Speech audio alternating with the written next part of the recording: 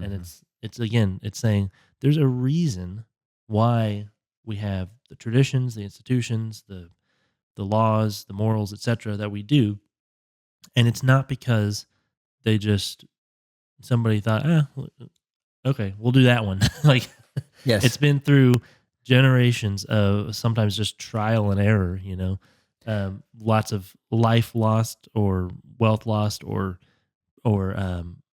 peace lost, stability lost, and then working a system, or in some case being given something from God.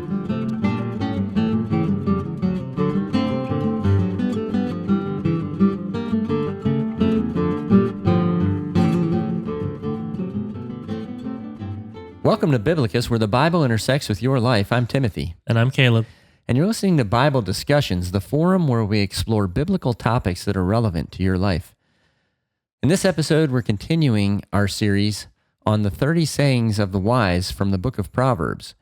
And we're going to be covering saying number 4, which is about not moving a boundary stone.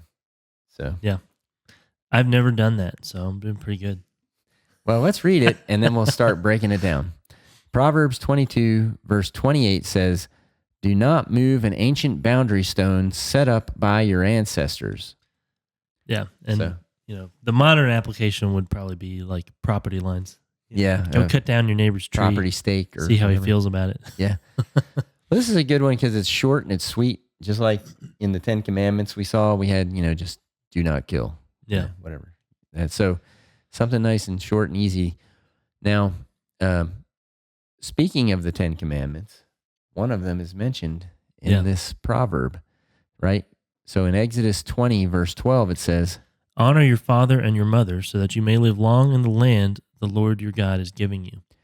So this commandment and our proverb for this week are really saying the same thing, right? It talks about ancestors, so your father and your mother, even kind of extended, and it talks about the land. The boundary stones. Yeah, that's right.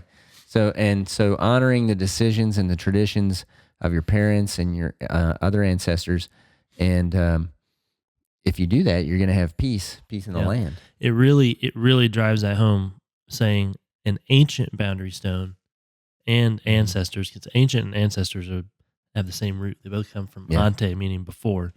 It's really emphasizing that respecting of tradition, of those who came before you. Yeah. This isn't the only time that the Old Testament talks about this. In fact, it's embedded in the law, and 2 times in Deuteronomy. The first one is in Deuteronomy 19:14. "Do not move your neighbor's boundary stone set up by your predecessors in the inheritance you receive in the land the Lord your God is giving you to possess." And then in Deuteronomy 27:17, it says, "Cursed is anyone who moves their neighbor's boundary stone." So it's kind of interesting. In both of those, it says that it's the neighbor's property. Mm-hmm. And so here's four things I thought that... And I suppose we should have read the command on stealing too. Yeah. If you're stealing your neighbor's property. That's right. Yeah. So you're not supposed to do that. So here's 4 things I think are made clear by these laws that we just read from Deuteronomy. One is a second party is involved, right? Because now it's all of a sudden it's your neighbor's boundary stone. Yeah. We didn't really see that in the proverb as much as it just talked about the parents that set it up maybe, but there's a neighbor involved. 2, the idea is that one person should not move the stone, but both neighbors together. So you need to communicate with the other person. Say, hey, maybe we should move this thing. 3, it's tied to the covenant and the distribution of the land by God, because it talked about the distribution of the land. The one that you read said that it's in the inheritance you receive. Mm-hmm. So it's talking about the portioning of the land by Joshua and by God. And then 4th, what I said earlier, that the boundary stone should be thought of as your neighbor's property. So those are some concepts from the law that people should have already known by the time they got this proverb. Yeah.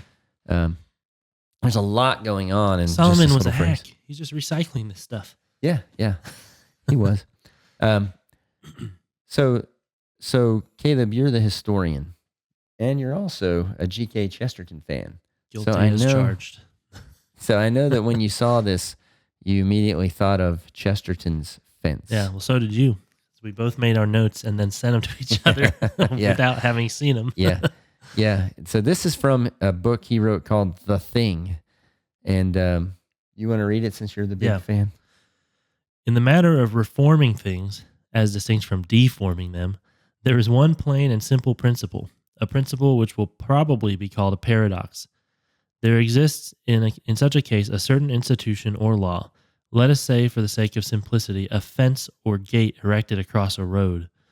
The more modern type of reformer goes gaily up to it and says, I don't see the use of this, let us clear it away. To which the more intelligent type of reformer will do well to answer, if you don't see the use of it, I certainly won't let you clear it away. Go away and think. Then when you can come back and tell me that you do see the use of it, I may allow you to destroy it. That is, really interesting. Yeah, well, there's a lot to talk about there, too. A lot of people like rewrite it for their own purposes and say a conservative sees this and a liberal sees that. Yeah. But I also like what Chesterton says about conservatives and liberals, that the job of the liberals is to go around making mistakes, and the job of conservatives is to stop anybody from correcting the mistakes. It's like, great teamwork. Well, I think it's interesting. You consider this parable, if you will, of the fence that Chesterton proposes here. I've seen a lot of people talking about it online from both sides. Yeah. But one thing that's interesting about it is that it's across a road. Mm-hmm. So it implies a couple of things, that there was already traffic back and forth through that area. Mm-hmm. And that for some reason somebody said, you know what, we need to restrict this traffic. Yeah. And they put the fence or a gate. That's the other thing is he says it's a fence or a gate. Yeah. And if it's a gate, then, that's a traffic control device that's there to allow things through when you want and not when you don't want. So some people made some sophisticated decisions about this in the past. Yeah. A fence or a gate is keeping something in or something out. Mm-hmm. And if you just knock it down, that might not be a good idea. Yeah. Yeah. When a bull, comes trampling over you or something. Well, the interesting thing about that is that's why it's exactly the same as the boundary stone. So here's a concrete example of the purpose of a boundary stone from 1 Samuel 7, verses 10 through 14. While Samuel was sacrificing the burnt offering, the Philistines drew near to engage Israel in battle. But that day the Lord thundered with loud thunder against the Philistines and threw them into such a panic that they were routed before the Israelites. The men of Israel rushed out of Mizpah and pursued the Philistines, slaughtering them along the way to a point below Beth-kar. Then Samuel took a stone and set it up between Mizpah and Shen. He named it Ebenezer, saying, "Thus far the Lord has helped us." So the Philistines were subdued, and they stopped invading Israel's territory. Throughout Samuel's lifetime, the hand of the Lord was against the Philistines. The towns from Ekron to Gath that the Philistines had captured from Israel were restored to Israel, and Israel delivered the neighboring territory from the hands of the Philistines, and there was peace between Israel and the Amorites. So you have a battle that decides things once and for all, and then you set up a stone, right, that says, look, we fought about this. Let's stop fighting. Here's a stone. We're going to put it here. Let's just stay on our own sides of it. Yeah. And then it says there was peace in the land. Yeah. I mean, border disputes are like just an overblown version of property disputes. Yeah. A lot more deadly. Yeah. I mean, you think about right now, as we're recording this a couple days ago, you had India and Pakistan fighting over Kashmir, or might just keep happening. We don't know. Mm-hmm. But yeah, I mean, the inability to work those things out or to set a line and agree to it, Mm-hmm. Yeah. Like in this case, in the Bible text, there was a lasting peace. And so you find this boundary stone and you decide, I'm just going to get rid of it or move it or whatever you want. Like, what could go wrong, right? Yeah. Well, war. Yeah. So here's what happens to people who move boundary stones. In your favorite book you read in the last episode, Hosea 5, verse 10. Judah's leaders are like those who move boundary stones. I will pour out my wrath on them like a flood of water. Yeah, so we know what happened to Judah when they didn't listen to Hosea, right? The Babylonians came in, and the Assyrians came in and wiped out Israel, and then later the Babylonians came and wiped out Judah a century later. Yeah. So, the bottom line is that God doesn't respect people who don't respect other people. The way that I think this kind of applies to us is just in being sneaky, doing little sneaky kind of cheating things. I just picture like maybe the best depiction of it that I can think of is in It's a Wonderful Life, when Mr. Potter finds that envelope of money that the Baileys accidentally left laying around, and he's like looking around and taking it because he knows it's going to ruin them, and then suddenly he can act, well, it's your negligence, and you're, it looks like you've been irresponsible with all the money that you borrowed, and it's like that's not exactly what happened, but just things like that, and we could easily. You can probably think of examples in your life where you've told some kind of a white lie. You add an extra zero somewhere. You just push things a little bit in your favor. Just tip your finger on the scales.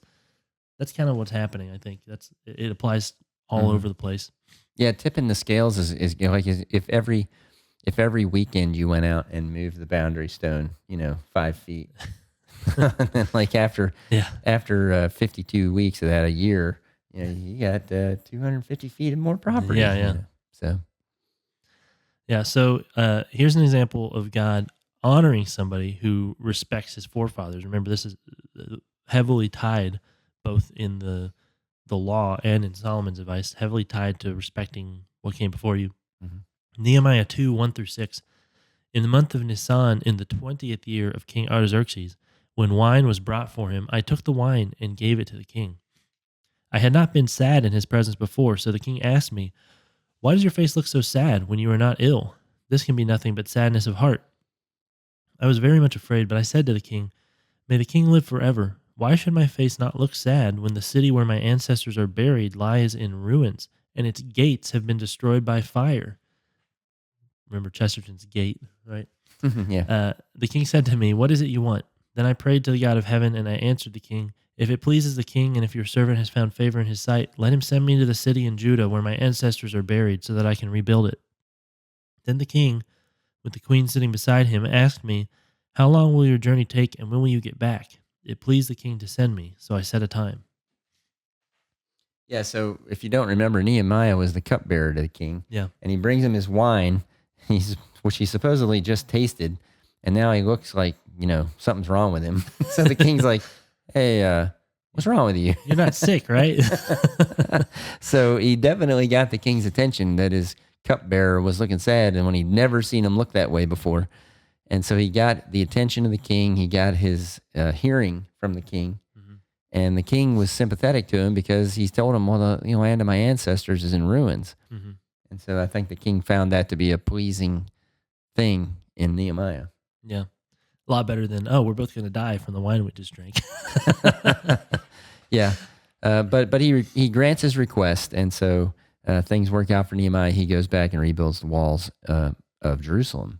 So yeah, that's cool. There's another Chesterton quote, which I've quoted on here a handful of times, but I really like it, and it really applies to this idea of kind of respecting your ancestors, respecting traditions, where he says, "I don't know by what great mental accident modern thinkers have equated independent thinking with progress, because independent thinking is obviously the antithesis of progress.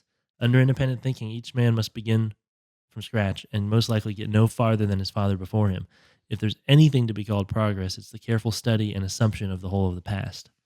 Mm-hmm. And it's saying there's a reason why we have the traditions, the institutions, the laws, the morals, etc. that we do. And it's not because somebody thought, okay, we'll do that one. Like, yes, it's been through generations of sometimes just trial and error, lots of life lost or wealth lost or peace lost, stability lost, and then working a system, or in some case being given something from God to help establish a fairly stable and prosperous society. And again, if you just say, yeah, but right now that one specific thing is kind of in the way of what I want to do, so we can just get it out of the way. It won't, and then I can do it. It won't hurt anything. And that's Chesterton's whole point: is until you know why that thing is there, don't touch it. You could be right. It could have been for a certain time, or it could have been a bad idea. But you need to figure out what it's supposed to be doing before you just start knocking legs out from under the table. Well, that's what I like about Chesterton's gate, fence, whatever the most, is the idea that there's already a road there, because the people who want to knock it down are like, I'm the visionary who sees this new way to go, and I know this thing's in the way, and it's like, well, why is there already a road there? Like, this has been done before. Yeah. You're not the novel free thinker you think you are. Like people aren't stupid people weren't stupid in the past. Yeah. They knew, just as much as you did probably, and they gone down this road before, and they decided there needed to be a gate on it. Now, if you have new information that changes things, and there's a change on the other side, and we can talk to them, and maybe we can open it back up. But we have spaceships. Oh yeah, and smartphones. That makes us better. We are, yeah. Now, it's like you could be right. You could be right. It could be that we do need to change something, but it's got to be measured. And there's a saying, I think this is Chesterton or Lewis, that that tradition is the democracy of the dead. Mm. That's how the dead cast their votes, and it's like, why do they have no rights? It's just whoever happens to be walking around on Earth right now gets to make all the decisions. Like when there's like practically infinitely more people that came before you, and they've probably figured out some things while they were alive, and they tried to hand it down to you in their traditions. Yeah, well, and a lot of the second and third quotes that you had from Chesterton, they're from our first episode. Episode 0. If anybody wants to go back and watch that, Caleb talks about this, and we talked about how Einstein said, "Well, we stand on the shoulders of giants." Mm-hmm. There's no way. Sorry, go ahead. Well, there's no way you can accomplish the things you are accomplishing, or have accomplished in your life, or are going to accomplish in your life, without all the people that came before it. Mm-hmm. It's like running a relay race, but getting the baton and wanting to go back to the starting line and then running. Run again. It's like, yeah, I can run this first lap better than you did. Yeah. Even if it were true, you're now like, a minute behind the other guys. So yeah. That whole episode 0 was about establishing the context of the Bible, who's giving it and why. Yeah. What's God's position? Yeah. What's our relation to him? And kind of recognizing that context that we're dropped into. Yeah. And that's what Don't Move a Boundary Stone is all about. It's like, did you put the boundary stone there? No. Well, then why are you moving it? Yeah. Like, if somebody else put it there, wouldn't you like to know why it's there before you move it? Yeah. It's like that scene in Home Alone, when he's like, wouldn't it be nice to know if there was a murder here? Who did it? We've been stealing stuff around here. Yeah. When they think there's another, we need to get a name to put to the face. Yeah. So that when they come in, we know what happened. I mean, it's the same thing. Like, if, you want to know, like, why was that before I move this thing? Who's going to come after me? Yeah. And are they going to be bigger than me? Yeah. The last time that boundary stone got moved, there was a war. Yeah. Yeah. Yeah. Or the last time, putting it in kind of like our more contemporary examples, you think about some kind of tradition, like, a lot of people will talk about like going off of the gold standard or something, and say, look, that has economic consequences, or look at like no fault divorce or things like that. It's like when you pull something out that a lot of other things were standing on, it's like, it's not that maybe it couldn't have been done, but if you just yank it, then something's going to topple. Mm-hmm. Yeah. Well, I mean, that happens to a lot of kids when they go off to college. Like, some professor or somebody like pulls out the plank that they've been standing on their whole life, and for fun, because they think, oh, this will be great, because kids never thought about any of this stuff before. And then the next thing you know, the kid's drifting, Yeah. And it was totally unnecessary. You could have been a little more thoughtful about how you introduce somebody to new ideas and things, than to just destroy the basis of their whole structure of their life. Yeah, that's what this is talking about. It's talking about, again, being thoughtful before you do something. Where have we heard that theme before? Oh, yeah. Let's see. And and again, the long term versus short term consequences. Yeah, but if I move the boundary stone, then I get that orchard. It's like you also get a spear in your gut. Yeah, and in the case of the Israelites, it was a decision God had made if it was their property lines. Like this is where, Issachar starts and in their cases, whatever. Again, God ties it to the land in the commandment. Mm-hmm. Yeah. So it's another thing of putting God first. It's like if, why do you want to move that stone so badly? What are you trying to? Are you coveting? Is you almost want definitely some more land, and you want to do it on the sly, like Caleb was talking about earlier. Sneaking around. Hope nobody notices the patch of dead grass over there where it used to be. Yeah. It's like, I don't remember those flowers being planted over there. Oh yeah, there's always been a garden there. What are you talking about? Yeah. Well, there's the freshly tilled dirt. There's a pile of earth over there. Oh, I don't know. Gophers. So, did you have anything else you wanted to add? No, I don't think so. So, the question is, do you respect your parents, your forefathers, and the decisions that they've made? Right. Mm-hmm. So our wise words takeaway for this week is, Caleb, I'll let you say. Yeah, respect the decisions of those who have come before you, or you may refight the same battles they fought. That's another. This could just be the Chesterton episode. Another quote of his is, and he's talking about this idea of progress, right? He says, "In the future, we shall have to fight wars over whether grass is green." It's like if we just tear out everything, everything's relative, everything's subjective, then eventually, like we have to fight a war over 2 + 2 is 4. Grass is green, like the most basic truths, because nobody's willing to accept any of the truth. Because they want to tear it all down and start from scratch. Men are men and women are women. Yeah. Things like that. Yeah. Well, so the sayings of the wise tell us that God wants us to think about what we do, basically. And there are usually good reasons for the boundaries that have been set over the centuries. Whether those are physical boundaries like borders and fences, or whether they're like ideological or cultural boundaries, like social norms, laws, and so forth. And Chesterton, among others, says, well, okay, if you want to move those things, then go think hard about it for a while and consult other people before you move them, right? Yeah. So boundaries are important, in your life and in your relationships. And this is recognizing boundaries across generations and that have already been established between groups of people. So what we would encourage you to do is join a community of people who will help you learn to respect boundaries, whether they're tradition between people or traditions. Yeah. So that would be a church. Go join a church and learn how to navigate in a group of people that have shared traditions and then how they respect yours and your boundaries. And being a mutual love relationship with other people will help you learn that. Yeah, one thing that I think about sometimes, and this is something that you can find like, theologians, church fathers, or Chesterton write about, is like the idea that God puts like boundaries around us for our own flourishing.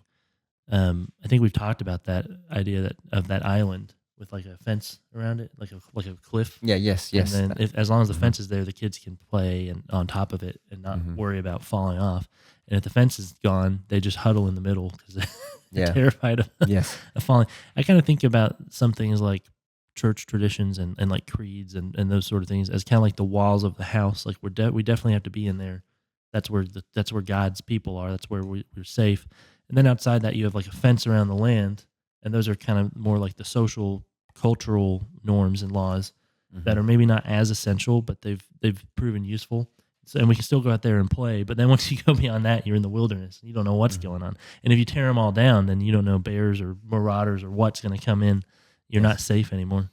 Well, also a gate is like an interface between two different places. Yeah. Two different places or things or peoples. And like if you look at Jesus' teachings in John chapter 10, where he talks about he is the gate, between us and God. And he's the gate between the sheep pen and the pasture. Yeah, exactly. And so, but it's not that you can't go through the gate. I mean, you actually can. That's the great thing about it. You can go out, enjoy life to the full, he says. Yeah. The whole point is that it can be either a portal or a wall, depending on the need. Yeah. It's protective, but it's also freeing at the same time. Mm-hmm. And that's kind of the paradoxical nature of Jesus Christ and many of the things that he taught is, when you come to Christ, you're saved from your sin, but it's not that you're saved by not being able to live a life anymore, because like one way to be saved from your sin would be to just hole them away, put them in a jail cell. Now, can't sin now, can you? Yeah.